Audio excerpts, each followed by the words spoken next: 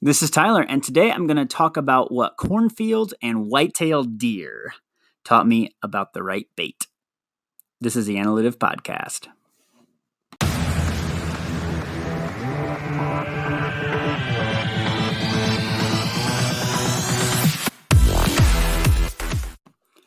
Hey guys, what's up? It's Tyler with Analytive. So I grew up in Indiana, and if you've ever driven in or through or around Indiana, you will very quickly learn that Indiana is known for corn, right? There are corn fields everywhere.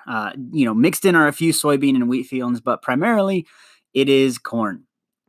And I grew up in the country. My parents actually had 20 acres and a log home and a woods and a creek, and it was a really amazing place to grow up, especially as a boy playing out in the woods.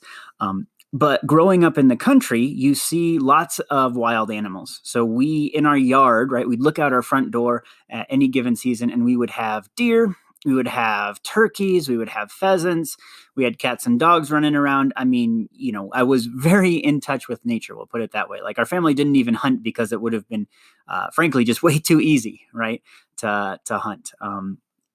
And one thing that you learn about deer, though, is deer love eating corn, right? They love it. They will scavenge the fields. So after the combine or the harvester goes through, they will actually go out and scavenge the fields and try and find all the ears of corn that have fallen on the ground or been missed or otherwise been left behind by the harvesting operation. But the thing that deer love more than corn is a salt lick, which is literally a block of salt, the size of a small speaker, or I guess a medium-sized speaker, like a bookshelf speaker, that you just put out in your yard. And for some reason, and I don't know why, but deer love to come and they love to lick this. I think it has something to do with, replenishes salt in their system. Again, I don't really know, but they love it. And so growing up, we would typically have both corn and a salt lick out there. And as we think about this, so let me translate this a little bit into marketing. When it goes into marketing, in order to generate leads for your business, a lot of times you're going to use bait, right? And that's a white paper, an ebook. It's something that you want to download, something where you want to get them to either follow you on social media, maybe it's a giveaway, or maybe it's an email sign up for something. I mean, follow you on Facebook and a contest where you give something away. But the fact is, bait is a really common tool, especially in online marketing. Sometimes this is called content marketing, right? Is that you get people to consume your content, and it's great because it builds trust, it builds rapport, and it builds relationships with those people. It's really, really powerful. But Dan Kennedy, who's one of the great marketers, talks about how important it is to, as he says, match bait to critter, meaning that if whatever the leads, whatever your customers would be looking for is the actual type of product or type of bait that you want to provide.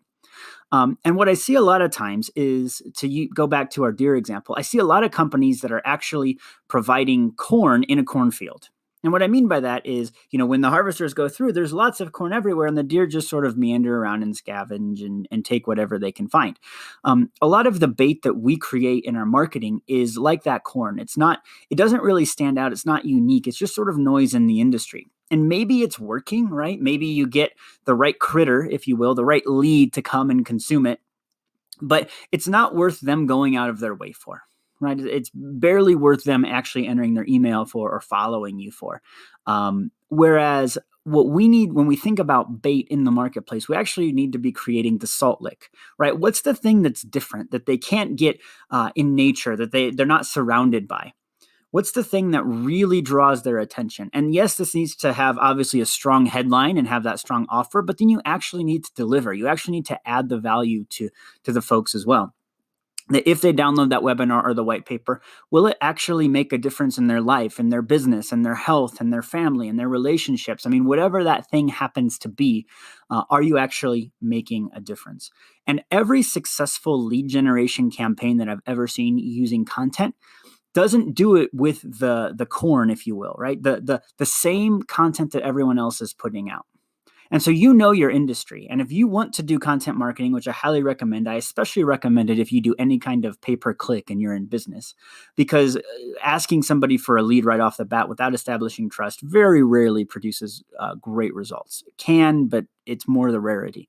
The rule, by and large, is that you want to give away a lot of value up front. And the way you do that is through this bait. But my question to you is, are you giving away corn in a cornfield? Right? Are you giving away corn in a cornfield? Because if you are, you're not going to get the success that you want, right? Yes, it might be the right quote unquote bait, but if everyone else is doing it and if everyone else is giving away that same kind of thing, you don't stand out enough.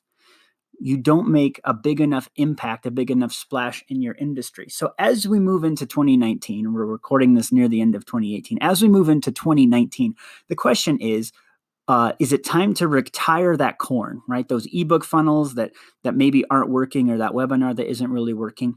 And is it time for you to actually spend time, whether it's outsourcing or writing or creating, to actually create that salt lick, to create that thing that's different, that's unique, that will attract people and attract the leads from everywhere else? I remember whenever we would put one of these salt licks in our yard of our log home, we look out the front window and we would just see, we would have a dozen plus deer that would be in the yard. Actually trying to lick it and to get around it. It was amazing what we could do with the right thing. Whereas when we would put corn out, we'd have a couple deer that would come by, but they could get corn almost anywhere. So as we move into 2019, evaluate your content, right? Evaluate your content honestly. And maybe it's content that you actually spend a lot of money for, that you think is really valuable. But maybe your customer isn't attracted to it. It's not exactly what they're looking for. So how do we go and say, okay, we need to create the salt licks. Figure out what the salt lick is for your industry. Again, it's probably the same format. Maybe it's a video, maybe it's an ebook or a white paper, maybe it's something like that. But package it the right way and get it in front of your audience. You have to be different and provide lots and lots of value. Another ebook of, the top 5 SEO tips is probably not going to cut it in 2019, right? So what can you do that is different, that is going to move the needle for you and move the needle for your business? This is Tyler, and you are listening to the Analytive Podcast.